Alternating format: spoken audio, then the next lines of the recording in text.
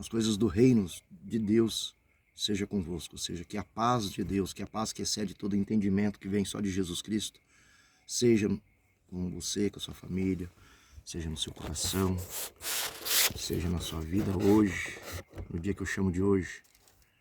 Eu gostaria de estar meditando na palavra de Deus aqui, em 2 Samuel 23, do versículo 15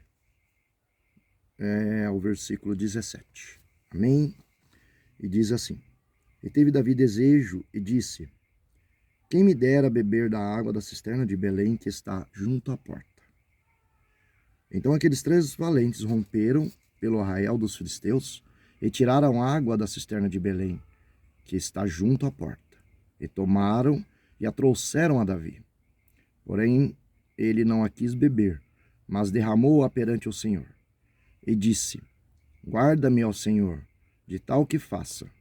Beberia eu o sangue dos homens que foram a risco da sua vida? De maneira que não quis beber, e isso fizeram aqueles 3 valentes. Davi era um líder, e ele liderou os valentes de Davi. Eram homens desprovidos de paz, eram homens com grandes dívidas com a sociedade, homens que estavam sendo procurados pela justiça, procurados por dever pensões, tinha vários problemas financeiros, familiares, psicológicos e talvez até outros mais. Diz a palavra que eles eram pessoas angustiadas até de alma, de corpo, de espírito e sem esperança. E quando Davi fugiu ali do seu sogro, por direito ele tinha o direito do palácio, por direito ele tinha o direito de viver no conforto do palácio, por direito ele tinha o direito de estar casado com a filha do rei, Saul, e por direito ele tinha o direito de muitas coisas. Porém ele abriu mão para cumprir princípios, porque ele disse: não tocarei no ungido do Senhor. O próprio sogro se revoltou contra ele, querendo matá-lo, querendo destruí-lo, e ele não consultou nem sequer a Deus, porque Deus já havia tirado o espírito de Saul, o espírito de Deus, e Deus já havia rejeitado ele como rei, e Deus já havia colocado nele o espírito de perturbação. Tanto é que Davi tocava a harpa para ele antes mesmo de matar o gigante Golias. Mas quando ele se irou por inveja, por não ter o espírito de Deus, e quis ir contra a vida de Davi, que não foi uma nem 2 nem 3 vezes, Davi preferiu fugir, a quebrar princípios. E ele fugindo, ele foi parar na caverna de Adulão. E ali seguiram esses homens, eram cerca de 400 homens, que foram até Davi. E Davi, mesmo sem teto, mesmo sem conforto, mesmo sendo injustiçado, ele não perdeu suas esperanças, não perdeu a sua valentia, não perdeu a sua fé, não perdeu sua coragem, não perdeu seu ânimo.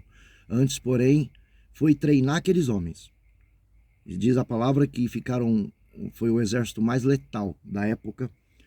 E esses homens tiveram com Davi, porque Davi ele cumpriu ali o propósito, resolveu o problema, porque cumprir propósito é resolver o problema de alguém, é melhorar a vida de alguém de alguma forma, é trazer algum benefício para alguém, é pensar no próximo mais do que si próprio, é ter o carisma, a empatia e compaixão.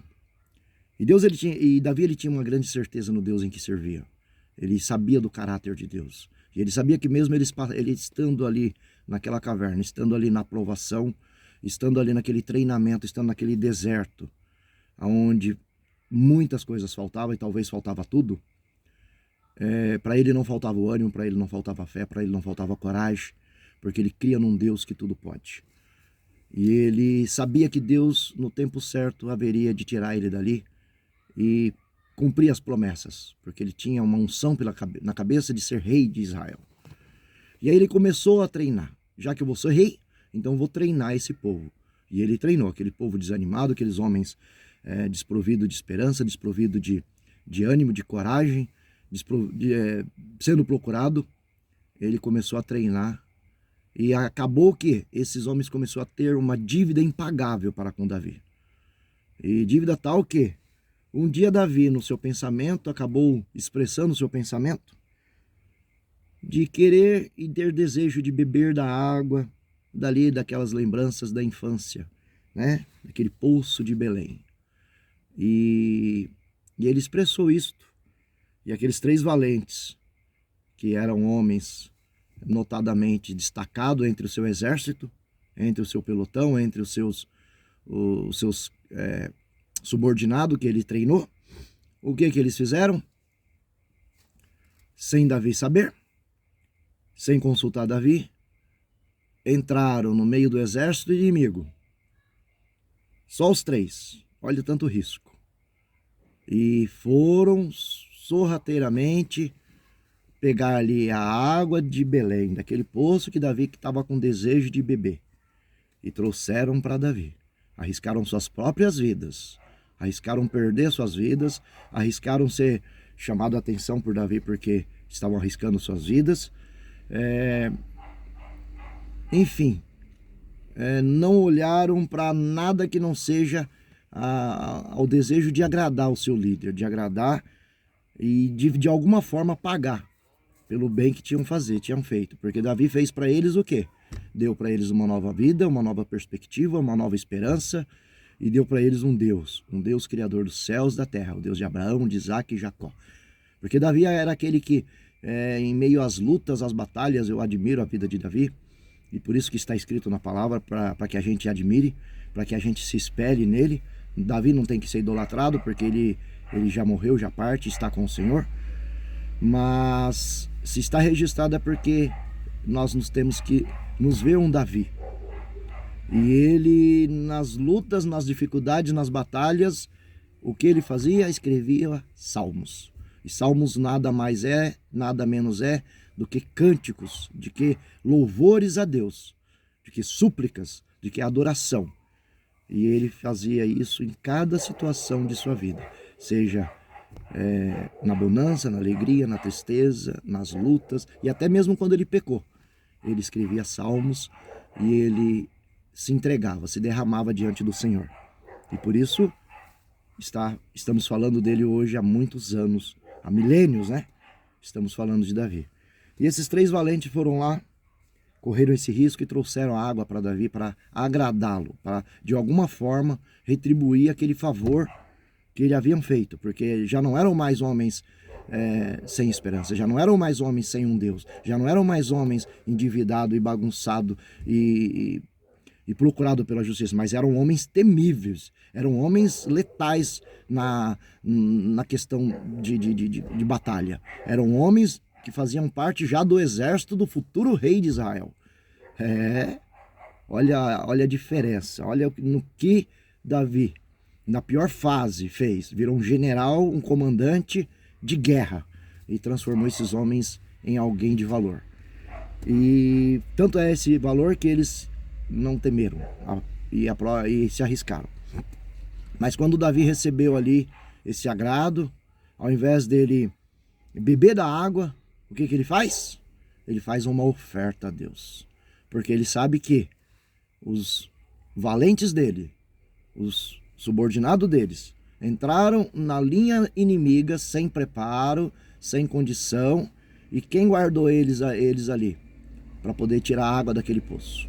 O próprio Deus. Deus estava com eles e eles não foram percebidos, entraram e saíram da linha inimiga e trouxeram agrado para Davi, fazendo com que ele bebesse dessa água e que saciasse a sua sede. Porém ele não bebeu, mas fez uma oferta ao Senhor, porque o Senhor tinha os livrado. Livrou os valentes dele. Então isso é um general, isso é um líder que merece e merecia respeito. E por isso estamos falando dele até hoje, né? É um líder que dava vida pelos seus subordinados. E foi o que ele fez. Então ele sabia que acima dele existia um Deus. Então já que eles estão me agradando, então agora eu agrado a Deus. E ali virou uma oferta. Então às vezes a gente, eu não tenho dinheiro para poder ofertar ao Senhor. Eu não tenho isso para ofertar ao Senhor. Eu não tenho aquilo. E ali ele ofertou aquela água, porque aquela água representava muito para Davi, representava muito para os valentes que foram lá buscar, e não temeram pelas suas próprias vidas, e representavam muito também para Davi, porque Davi ofertou ao Senhor. E com certeza o Senhor se agradou dessa oferta. Com certeza o Senhor se alegrou, e isso serve para nós de lição. Que não importa o valor daquilo que damos para Deus, porque se a gente pode pegar o maior diamante, o melhor ouro, a melhor riqueza deste mundo e tentarmos ofertar para Deus, pensando que é algo diferente, algo novo, nada que possamos dar para Deus que Deus já não tenha. Deus, segundo a tua palavra, tudo já tem. Tudo é de Deus, tudo é por Deus, para Deus, foi feito por suas mãos. Então, mas Deus ele fica feliz quando nós temos de bom coração, tentamos fazer alguma oferta para Ele. Ainda que mais que façamos, nada é surpresa para Deus. Mas o mínimo que fizermos, e fizermos de coração, ou seja, adorar em espírito e em verdade, paramos no nosso tempo para reverenciar o Senhor, para ler da Tua Palavra, para buscar da Tua Palavra, meditar nos Seus ensinamentos, para louvar, para adorar. Isto é uma oferta ao Senhor. E isto agrada o coração do Senhor. Isso agrada a Deus. Então que aqui nós possamos estar aqui criando também uma oferta ao Senhor. Eu paro aqui no meu momento para meditar aqui nessas palavras. Eu fico feliz. Às vezes eu pego um versículo, pego um capítulo e eu sinto a emoção, sinto o meu coração se alegra em tantas coisas boas que tem na Sagrada Escritura e me emociona, porque são coisas divinas, são coisas espirituais.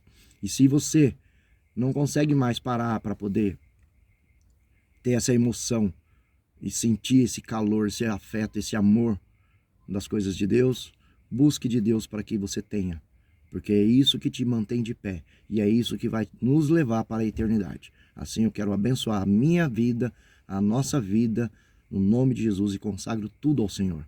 Amém? Louvado seja o Senhor.